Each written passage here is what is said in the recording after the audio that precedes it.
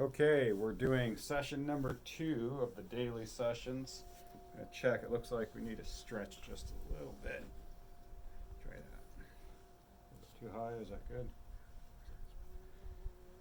That looks like it's stretching them out a little bit more, allowing the back to elongate. I'm gonna bring the arms up just a little bit more so they're in more of a relaxed position.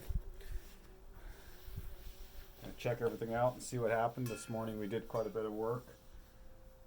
Still fairly soft. It's not as tight as it was when we first started. Yeah, this morning. A little bit chunky underneath here. Just an inflammation. Just some inflammation. Now this side a bit more inflamed, a bit more chunky, more balloon-like, but not awful. Not awful.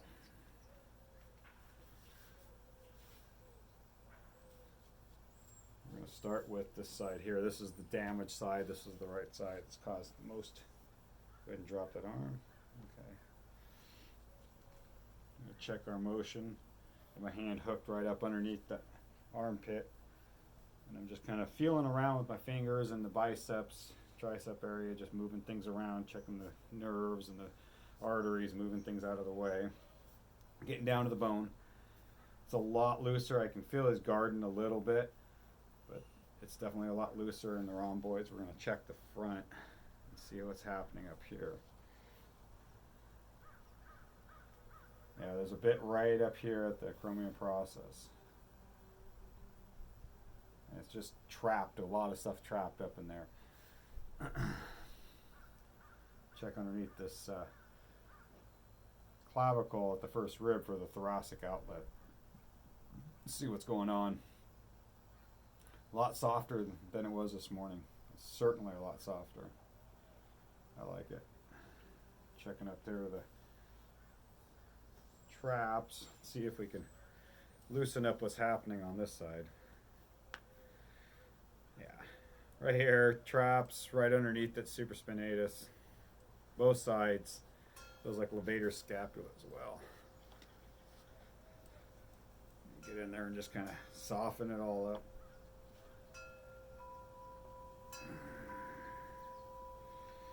Soften it up. Soften it up.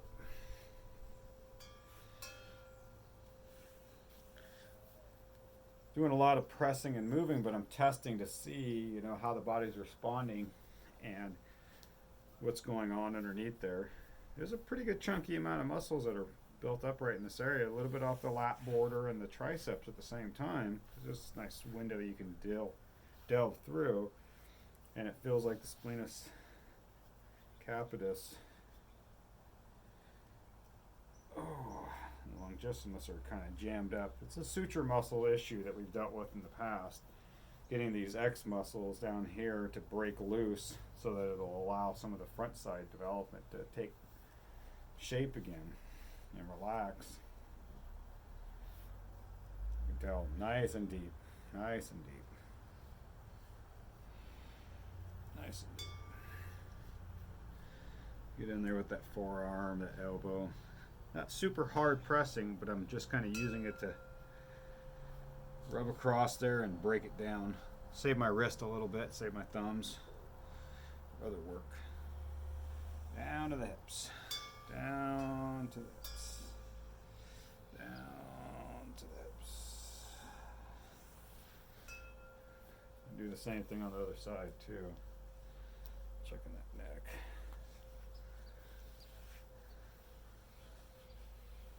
There's a bit of a warm-up sequence for the muscles. They like to use the other arm to brace it, give you a little bit of protection in your movements. A little more control.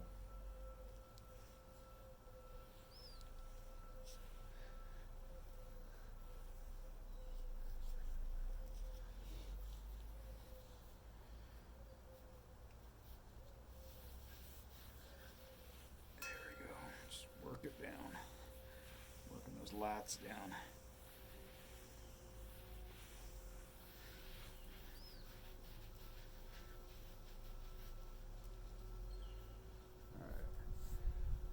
that arm again. It's even looser now. There's less tension in there, more willingness to move.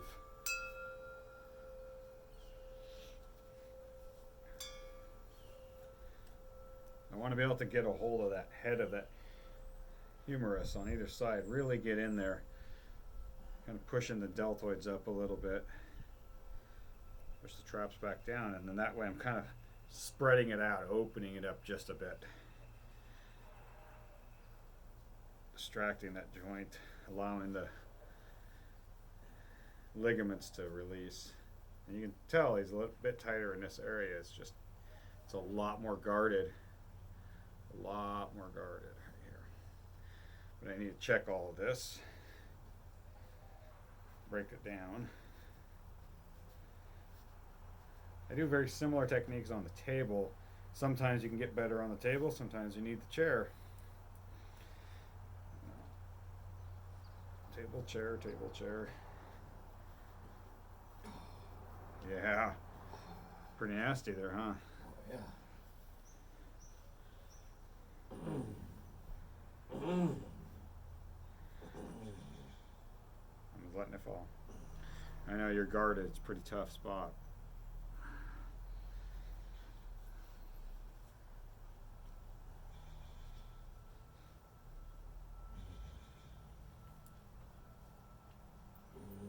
Subscaps. As we dive into the subscaps, we were able to get past teres major and minor, past the lats. Those are all out here. And we're able to dig right up inside of there. Just kind of settle in. Sometimes you just need to come across, keep them from going away. You just kind of get in there. Settle them down, shake them down, shake them down. I'm lowering that lift. I did this big lift and then I'm shaking it against my fingers and lowering it down, lowering it down.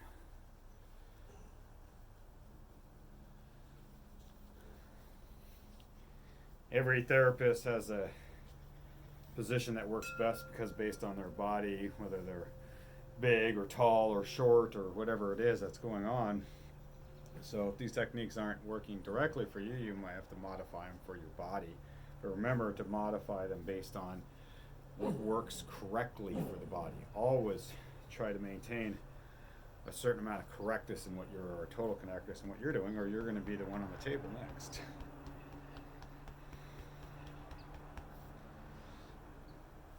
This thing's so elongated, I got to lower you down. A little bit of focused work, we're really getting in there.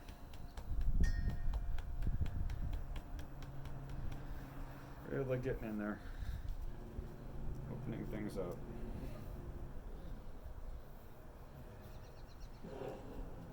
I want to get it inflamed enough, warmed up enough so that when we do the next bit, it's going to be more relaxing and we're going to get all this stuff moving. Get the muscles to relax down.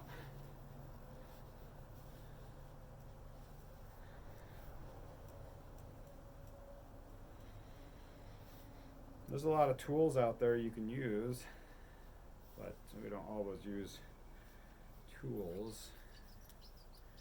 Don has some extra tools floating around out here. We have this really neat rock, an oddball sucker. We were using it for our feet as well. Probably doesn't feel anywhere near the same as my hands. You could always use trusty baseball bat.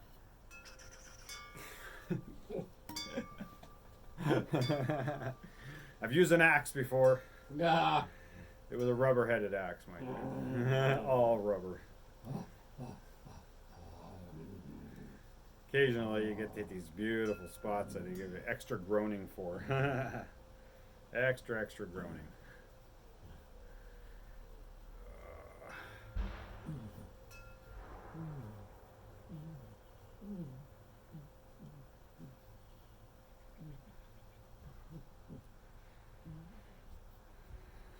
I know it seems like an interesting just jostle, but it is quite a bit that's happening inside of that. bit of jostling that I'm doing.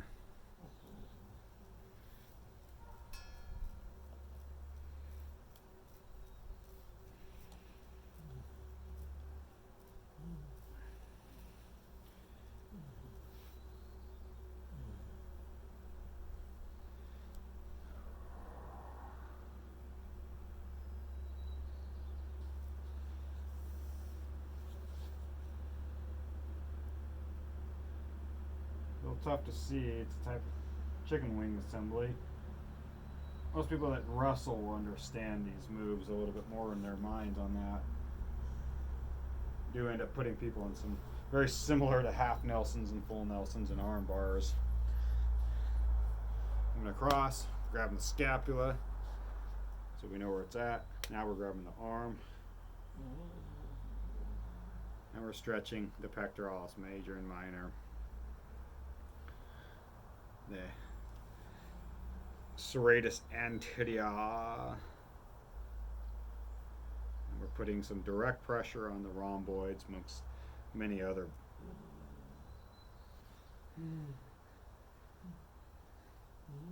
Mobilizing, right? Don's like, yes, we're mobilizing, but it hurts like heck.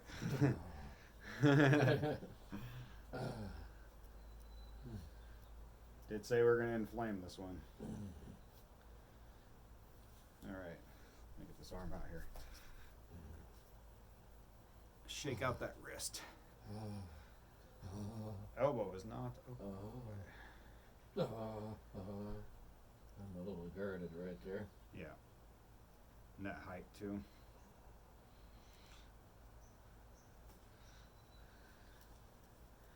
Had to do some elbow deflection where we had the arm out. See, this one's nice and straight. You can see it on that one, but the other one is so guarded up. And that's a lot of rhomboids and pec minor, subscaps.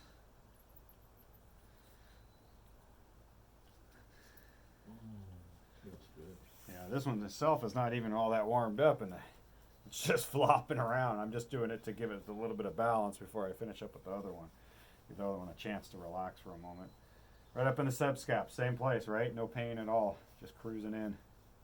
Feels good. That's what it is.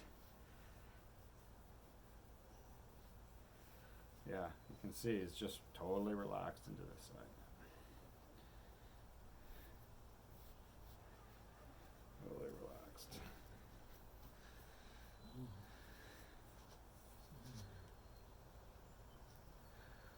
I like to move that wrist, get some range of motion in there. It's still a bit grindy on this wrist, and we're going to be working on that as part of the long-term solutions as we go. God, this is some incredible therapy. Good. Good. Oh. Now let's see if we've relaxed this enough that we can.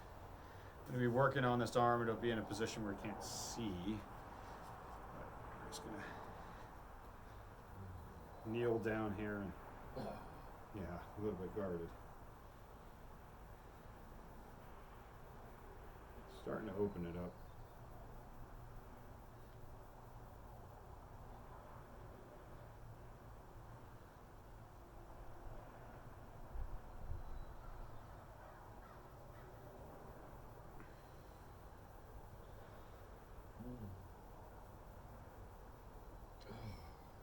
Real big, huh?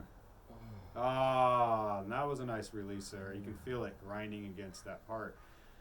And we're going to be opening more and more of that. Get this elbow opened up all the way. Get that thumb opened up. Maybe we can get those fingers mobilized again.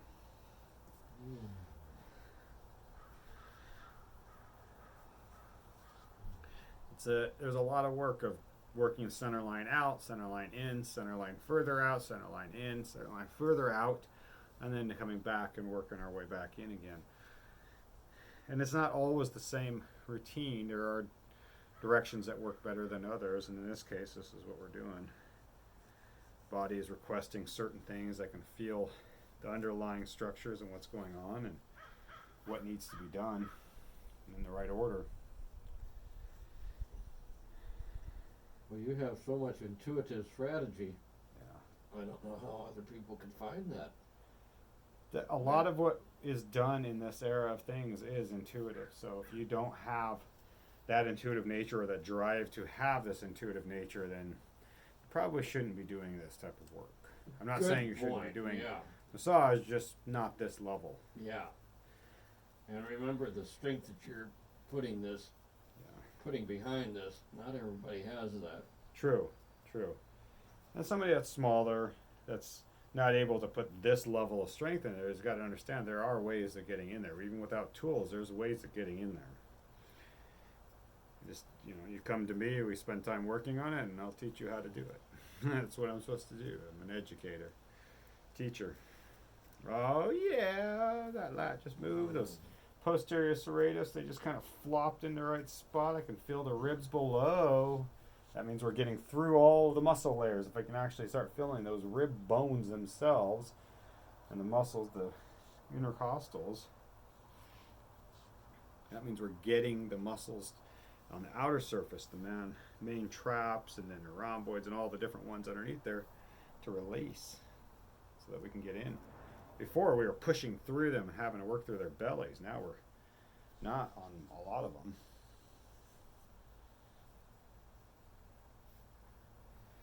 So I did that a lot calmer that time, didn't just flop his arm, because I really wanted it to relax its way into what I'm going to do. Remember I said we're going to end this with relaxing. Relaxing. Relaxing. Quite a bit more going on in these rhomboids, and that's why we're doing this challenge. That's one of the reasons we're doing this challenge work that we're going to do twice a day for 7 days.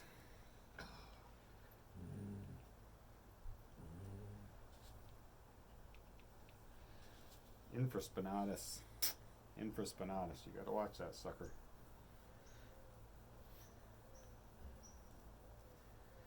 Get up along those borders where they connect.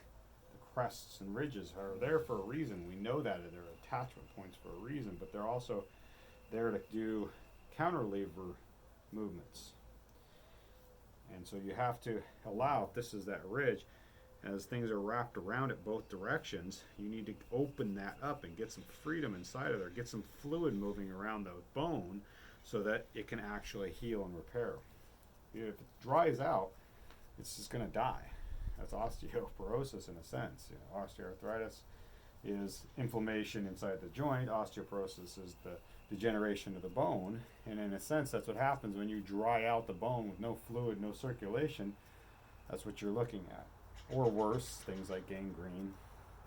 Pathologies come in, diseases come in that way. That's quite tender. Yeah. I'm able to take it, but A lot better than you were. Supraspinatus, right up the top. Pretty chunky right now. Pretty chunky. I'm going to chase it down that scapular border through this spot right here. Chase it down and get the deltoid out of the way. And I strive to sit and stand in the positions that are proper for the work I'm doing, making sure my feet are planted correctly, femur's turned in, everything's working the way it's supposed to be. So if I'm sitting here doing all this work on you, and I'm not doing it correctly for me, then I'm going to be in a position where I'm not going to be moving forward. Right. It's a zero sum at that point. Greater tubercle of the humerus. That's what we're heading for, that connection point. Get it out of the way. Get those deltoids out of the way from there. Better. Even the elbow's looking a little better. Check the fingers themselves.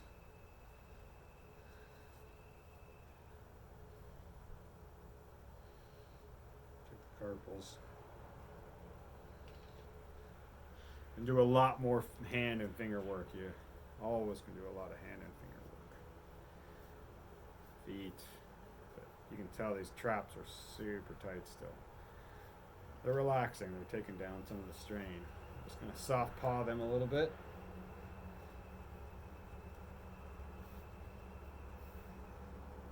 Relax that neck.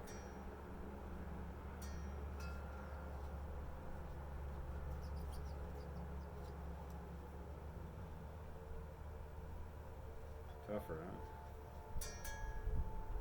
Dropping in on either side, the more anterior side of the SCM.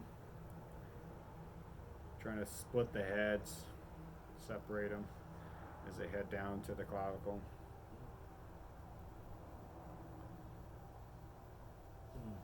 Using pads of my fingers and just kind of depressing in and down, just elongating them a little bit. Getting up here where they connect, close to the jaw, right up underneath that. Right there. Mastoid process. Sternocleidomal mastoid.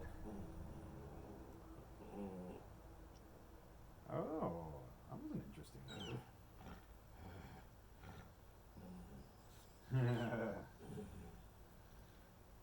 Nothing like grabbing someone's neck and just squeezing on it.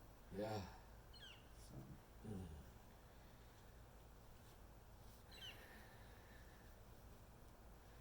Right up underneath the occipital lobes. Right there. And then we squeeze the neck some more. Get in there with the forearm and just kind of lean in and just, it's kind of a lean and press.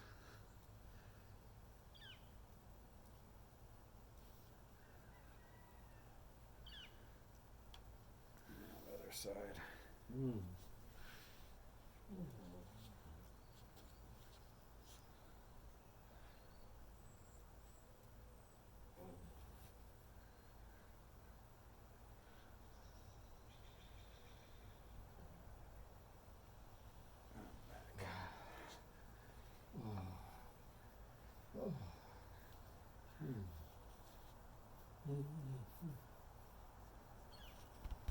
We're going to go down on either side of the spine.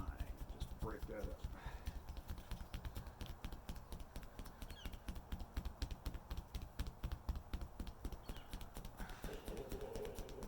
Bit focused, really focused in there. We're just dropping in deep. Dropping in deep.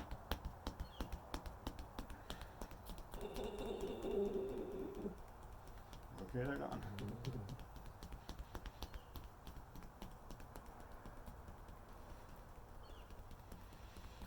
You get too much strain and stress in the back, the same thing as happens in the front, because if everything's tightening up here, it's going to pull the rib cage and tighten up in there, and that's going to cause problems internally on your organ structure.